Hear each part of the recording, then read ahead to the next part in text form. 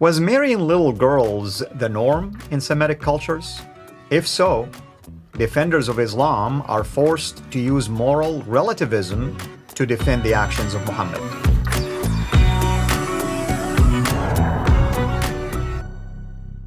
Today we're going to talk about this particular issue. Was pedophilia in the 7th century an acceptable behavior? David? All right, and just so everyone understands what we're talking about here, a pedophile, according to the DSM-5, so the standard work in diagnosing mental illnesses, is someone who is over the age of 16 who's attracted to a prepubescent boy or prepubescent girl. And Muhammad was definitely engaged in sexual activities with a prepubescent girl. And I'll just read one passage from Sahih al-Bukhari. We've covered numerous passages in this series, but Sahih al-Bukhari, number 6130, narrated Aisha, "I used to play with the dolls in the presence of the Prophet, and my girlfriends also used to play with me. When Allah's messenger used to enter my dwelling place, they used to hide themselves, but the Prophet would call them to join and play with me.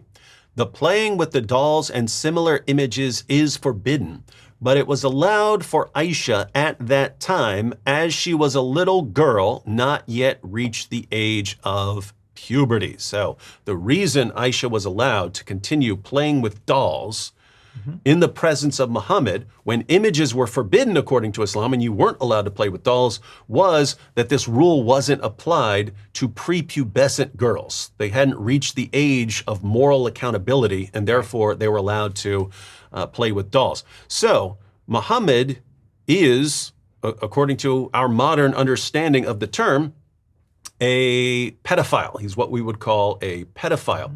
But Muslims very often say that, well, since it was a different culture, that we shouldn't judge. And let me give you two quotations from Muslims who are trying to defend Muhammad by appealing to what we would call moral relativism.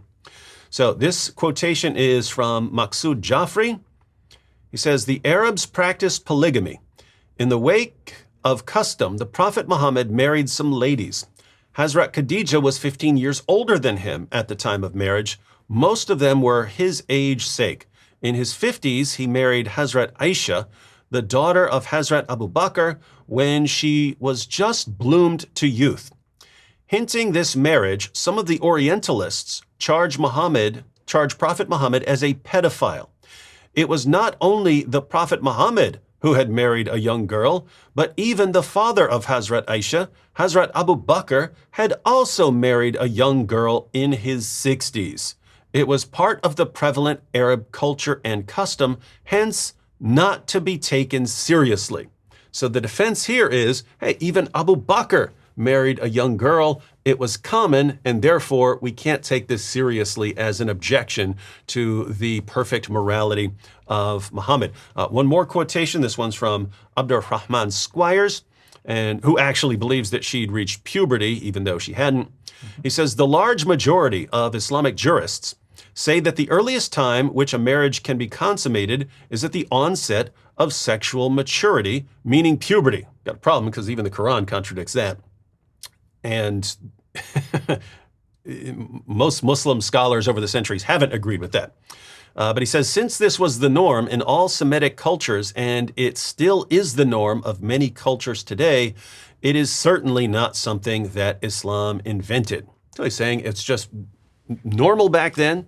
So who are we to complain that Muhammad had sex with a prepubescent girl? How should we be able to judge him when he lived in a different time with different rules? Shame on us for saying that he was wrong and immoral.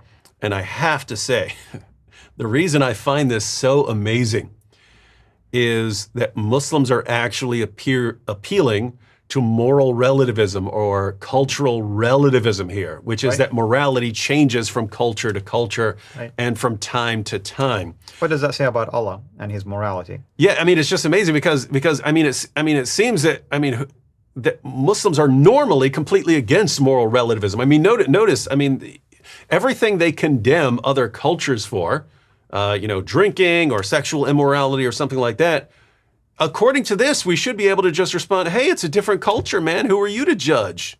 Mm-hmm. But they don't apply that. I mean, for Muslims who take Islam very seriously, they want to imitate Muhammad right down to the smallest detail, including how he went to the bathroom. Right? So he is the standard. We are all supposed to imitate this standard.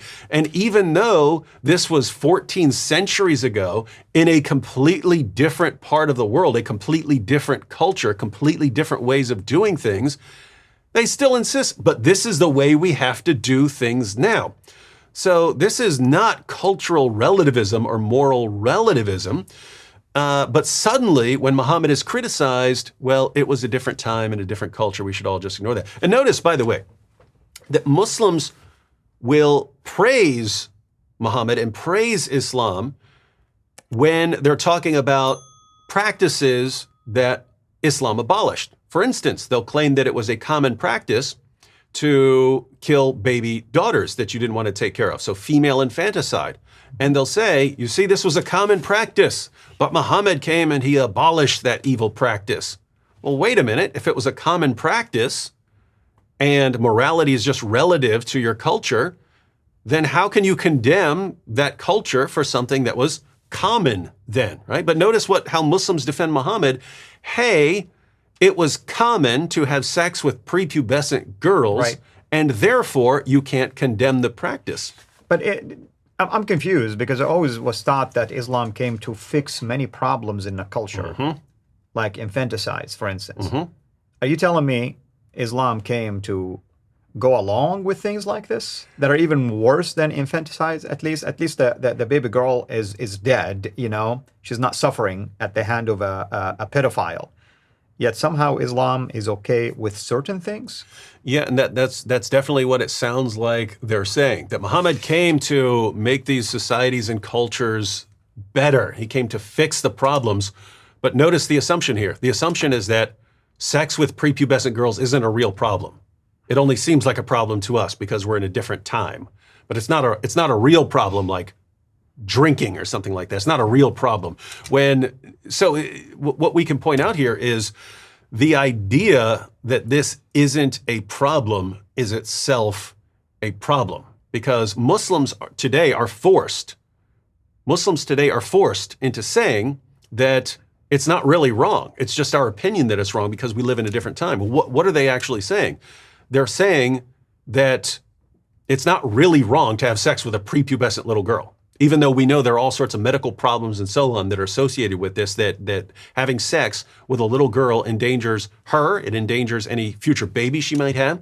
It's very dangerous, highly immoral, but they're stuck concluding that it's okay depending on your time, right, and culture. And it's just complete inconsistency and hypocrisy to be the people who most frequently are judging everyone else in everyone else's culture. You're wrong, you're wrong, you're wrong, you're wrong, you're wrong. That's haram, that's haram, that's haram, that's haram. And then suddenly we get to an issue which is really, really bad. Sex with prepubescent girls, pedophilia, something that we should all agree on. And suddenly, hey, who are you to judge? You can't judge another person's culture or morality. Very strange religion. David, how many times have you heard, or we all have heard, that Islam came to elevate the status of a woman? Mm-hmm. Yeah. Yep. So what did they do? Allow pedophilia, basically ban adoption. How did he ban adoption? Lusting after the wife of his adopted son. Mm-hmm. Is that elevating the status of women? Nope.